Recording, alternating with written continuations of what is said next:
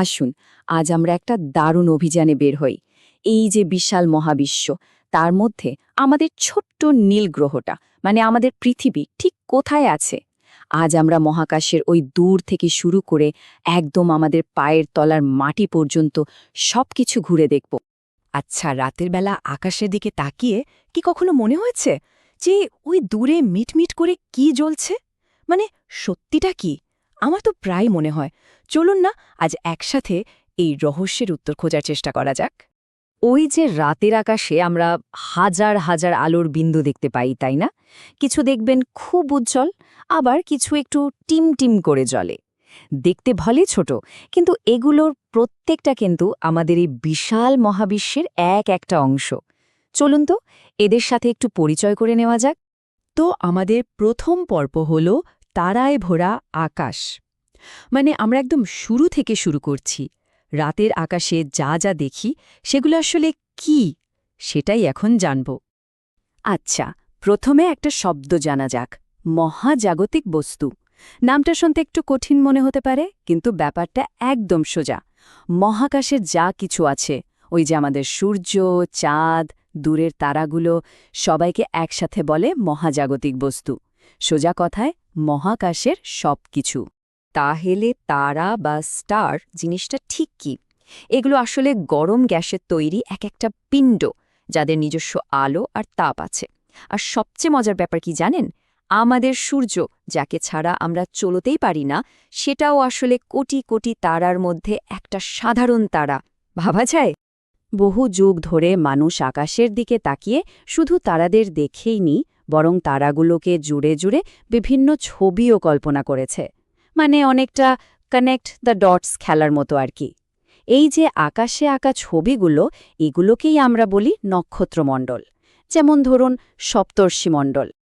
তো দূরের তারাদের জগৎ থেকে এবার একটু নিজেদের পাড়ায় ফেরা যাক, তাই না? চলুন এবার আমরা সৌরজগতে আমাদের নিজেদের জায়গাটা খুঁজে বের করি। আমাদের সৌরজগৎকে একটা বড় পরিবারের মতো ভাবতে পারেন। এই পরিবারের মাথা হল সূর্য, আর তাকে কেন্দ্র করে ঘুরছে ৮টা গ্রহ, আরও অনেক ছোটখাটো সদস্য, যেমন গ্রহাণু, উল্কাপিণ্ড। আর আমাদের পৃথিবী হল এই পরিবারেরই একটা ছোট্ট সদস্য। কিন্তু এত গ্রহ থাকতে পৃথিবীতেই কেন প্রাণের অস্তিত্ব আছে? কারণটা খুব সহজ। এখানকার আবহাওয়াটা একদম পারফেক্ট। মানে না খুব বেশি গরম, না খুব বেশি ঠান্ডা।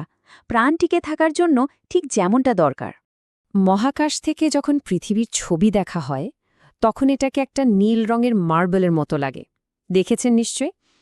এর কারণ হল আমাদের এই গ্রহের বেশিরভাগটাই, মানে প্রায় 3/2 জলে ঢাকা। আর ঠিক এই কারণেই পৃথিবীকে নীল গ্রহ বলা হয়। তবে পৃথিবী কিন্তু এই মহাকাশে একা নয়। তার একজন সারা জীবনের সঙ্গী আছে, আমাদের চাঁদ। চাঁদ হলো একটা প্রাকৃতিক উপগ্রহ, যেটা সবসময় আমাদের পৃথিবীকে ঘিরে ঘুরছে। তো মহাকাশ ভ্রমণ তো অনেক হলো, এবার চলুন পৃথিবীতে ল্যান্ড করা যাক। এখন আমরা আমাদের গ্রহটাকে একটু কাছ থেকে দেখব, জানব যে এটা ঠিক কি কি জিনিস দিয়ে তৈরি। প্রথমেই আসি শিলামণ্ডলের কথায়। এটা হলো পৃথিবীর শক্ত বাইরের অংশটা, মানে যে মাটি আর পাথরের উপর আমরা হাঁটাচলা করি, ঘরবাড়ি বানাই, সেটাই হলো শিলামণ্ডল।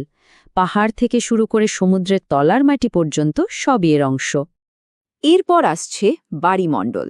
বাড়ি মানে জল, তাই বাড়িমণ্ডল মানে হল পৃথিবীর সমস্ত জলভাগ। সে সমুদ্রের বিশাল জলরাশি হোক বা নদীর জল, এমনকি বরফ হয়ে জমে থাকা জলও, সবকিছুই এই বাড়িমণ্ডলের মধ্যে পড়ে। আর এখানে একটা অবাক করার মতো তথ্য আছে। জানেন কি, পৃথিবীর মোট জলের প্রায় ৯৭% আছে মহাসাগরে। আর এই জল এতটাই নোনতা যে আমাদের কোনো কাজেই আসে না। আর ৩ নম্বরে আছে আমাদের বায়ুমণ্ডল। এটা হলো একটা অদৃশ্য গ্যাসের চাদর, যা পৃথিবীরকে চারদিক থেকে কম্বলের মতো ঘিরে রেখেছে। এই বায়ুমণ্ডলই আমাদের সূর্যের ক্ষতিকর রশ্মি থেকে বাঁচায় আর নিঃশ্বাস নেওয়ার জন্য অক্সিজেন দেয়। এই যে দেখুন, আমাদের বায়ুমণ্ডলে কি কি গ্যাস আছে। আমরা তো নিঃশ্বাসের জন্য অক্সিজেন নিই, তাই না? কিন্তু মজার ব্যাপার হলো, বাতাসের সবচেয়ে বেশি আছে নাইট্রোজেন, প্রায় ৭৮%। অক্সিজেন আছে ২১%-এর মতো। বেশ, আমরা তো মাটি, জল আর বাতাস মানে শিলামণ্ডল, বাড়িমণ্ডল আর বায়ুমণ্ডল সম্পর্কে জানলাম, কিন্তু আসল ব্যাপারটা হলো এরা কেউই একা একা থাকে না। চলুন এবার দেখি এরা সবাই মিলে কি তৈরি করে। ভাবুন তো একবার, মাটি, জল আর বাতাস, এই তিনটে জিনিস কোথায় একসাথে পাওয়া যায়? এমন কি কোনো জায়গা আছে? হ্যাঁ, আছে। আর সেই জায়গাটাকেই বলা হয় জীবমণ্ডল বা বায়োস্ফিয়ার। এটাই হলো সেই ছোট্ট একটা স্তর যেখানে মাটি, জল আর বাতাস একসাথে মিলেমিশে থাকে, আর ঠিক সেখানে প্রাণের অস্তিত্ব সম্ভব হয়। তাহলে আসল ব্যাপারটা কি দাঁড়ালো? এটাই যে মাটি, জল বা বাতাস কেউই একা একা প্রাণ তৈরি করতে পারে না। যখন এই তিনটে জিনিস একসাথে মিশে একে অপরের সাথে কাজ করে, তখনই প্রাণের জন্য একটা আদর্শ পরিবেশ তৈরি হয়। আমাদের পৃথিবীকে জীবন্ত করে তুলেছে এদের এই মেলবন্ধনই। শেষ করার আগে একটা প্রশ্ন রেখে যাই। এই যে মাটি, জল আর বাতাসের মধ্যে একটা এত সুন্দর ভারসাম্য রয়েছে, যার জন্য আমরা বেঁচে আছি, যদি কোনো কারণে এ ভারসাম্যটা নষ্ট হয়ে যায়, তাহলে কি হতে পারে ভেবে দেখবেন তো?